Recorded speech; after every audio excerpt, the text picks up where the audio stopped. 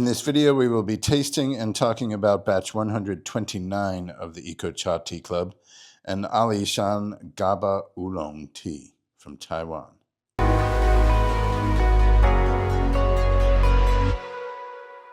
Batch 129 of the GABA Tea Club is an Alishan GABA Oolong tea from Meishan Township, Taiwan. Elevation of about 1,200 meters. Spring 2026 harvest. Our friend and source of a number of teas over the years, master roaster, very high-ranking competition player. He has been working with a farmer in the Alishan area, refining their methods to produce the best GABA that they can make. And it took him about 5 years. It is a tricky business, and it has taken everyone we've known many trials to reach a satisfactory quality. And basically, it's due to the extensive oxidation of the tea leaves in an oxygen-free environment. It needs to be oxidized in a nitrogen rather than an oxygen environment in order to increase the GABA content in the tea. What is GABA? It's an acronym for gamma aminobutyric acid. It's a naturally occurring, it's a neurotransmitter in our bodies that is effective in calming us down after a fight or flight response. Basically, after we get worked up over something, our brain releases this gamma aminobutyric acid into our nervous system and we calm down. Japanese scientists discovered that processing tea, particularly oxidizing tea leaves in a nitrogen rather than an oxygen atmosphere, basically just pulling all the oxygen out of the atmosphere. This can be done by vacuum sealing the tea leaves or by putting them in a sealed drum and pulling all the air out of it so that the leaves will naturally emit nitrogen and create a nitrogen environment. So oxygen-free oxidation increases GABA, and that's what we're going for here. And the original, the historical background to Taiwan making GABA tea started with Japanese merchants coming over here and consulting with master oolong tea makers and saying, we want to make this kind of tea, but when we make it, it doesn't turn out tasty at all. In fact, it has a foul smell to it. So after years of collaboration, they reached a method where this flavor of tea has become popular, in addition to the demand for a tea with significant amount of GABA in it. What is significant? It needs to be 150 milligrams per 100 grams of leaf material, basically 0.15%. And most GABA, the quality GABA that is produced in Taiwan, falls anywhere between 150 milligrams to 200 milligrams per 100 grams of tea, 0.15 to 0.20%. In terms of higher is better, that has not been proven yet. In fact, tea that has had over 0.2, like 0.25 or even 0.3, has not shown any significant difference in the calming effects in the studies that have been done, according to the AI research that we have done. We've been sourcing our GABA tea from an organic producer for many years who has specialized in producing this tea and has a consistent quality to his produce on an annual basis, usually makes it twice during the summer and fall harvests. This, our source of high-quality oolongs of many types, particularly competition-grade Dongding oolong tea, has decided to work with a tea maker in order to have a consistent source of GABA tea. I guess there has been a significant enough demand. People are asking about it, so he went ahead and invested in the research on how to make this stuff.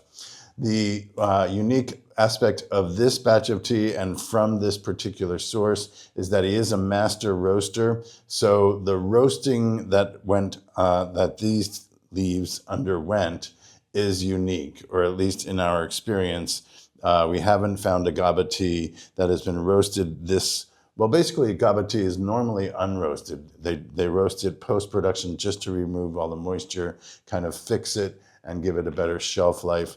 This merchant decided to experiment and roast it gently. He roasted it twice and only brought it up to 110 degrees Celsius, which is really barely sufficient to create a light roast flavor, and that would need extensive time. I think he was really just trying to clean up the flavor profile, get any impurities or really just imbalances in the compounds, and make it a more integrated and balanced brew. Okay, I need to sip. The tea is cooled down here. This is a 160 milliliter pot. I did just under 10 grams, so a little bit less than a 1:16 ratio. I didn't preheat the leaves or the pot at all, so I went for 70 seconds on the first brew, 55 seconds on the second brew, back up to 70 on the third, 75 on the fourth, 80 on the fifth, and 90 on the sixth. Let me run through these.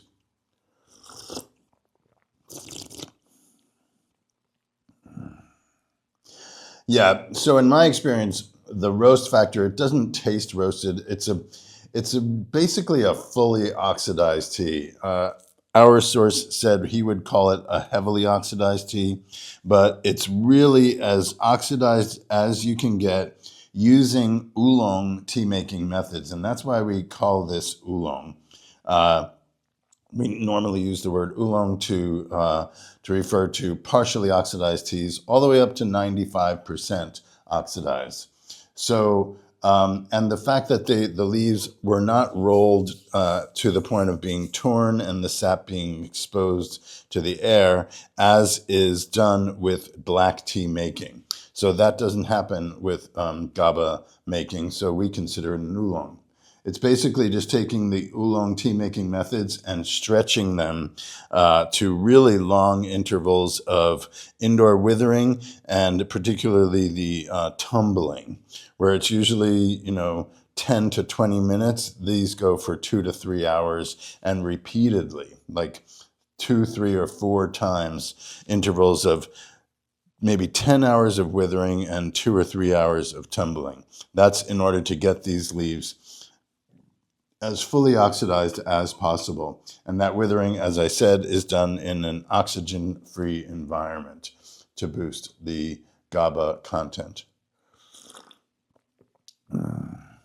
While GABA is very interesting in terms of its physiological, the potential physiological effects, we feel like we have experienced a calming and mentally clarifying sense. It's very difficult to subjectively assess that given the placebo effect. It feels good when we drink it. That's as far as we can go. So what we like to focus on more is the actual quality of the tea from an aromatic and flavor profile perspective, as we do with basically all teas. The processing methods to make GABA tea, as I just described in detail, result in this very fruity, this is particularly balanced. Often GABA tea has a particularly tangy quality to it.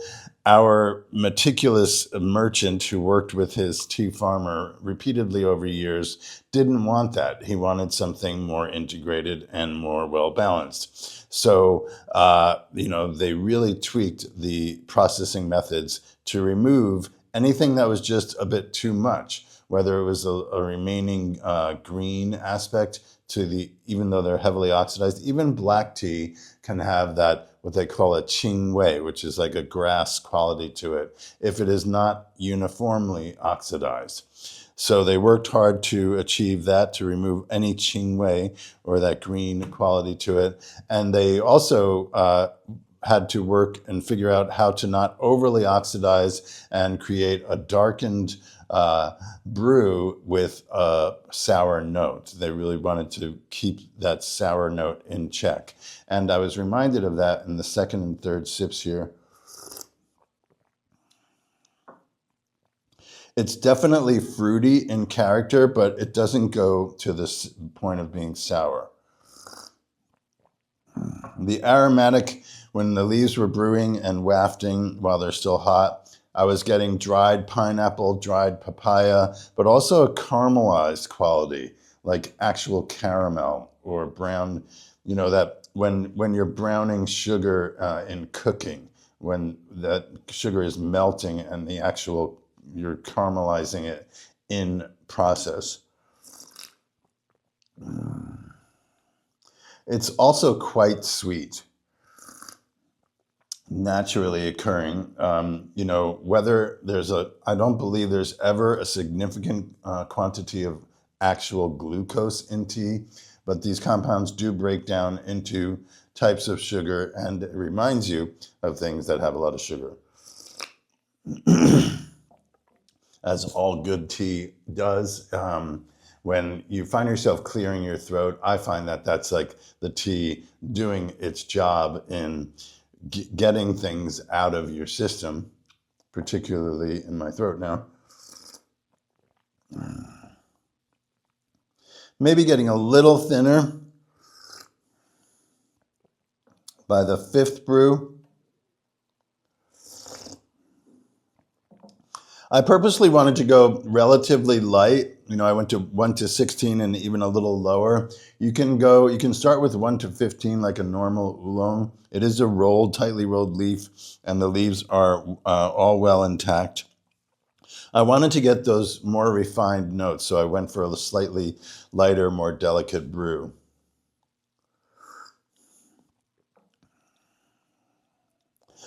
On the first brews, I'm getting more of that sugary, malty, definitely malty in the aromatic profile when the leaves were brewing out of the pot. When the brewing leaves were wafting aroma out of the pot. Get that syntax down properly, please. And as these brews proceed, that maltiness kind of gets cleared up into a more fruity profile. I feel it's like a wild berry, boysenberry, maybe even rhubarb or rhubarb pie. There was a pastry note combined with the caramelized note, something a little creamy, a little bit buttery pie crust kind of buttery.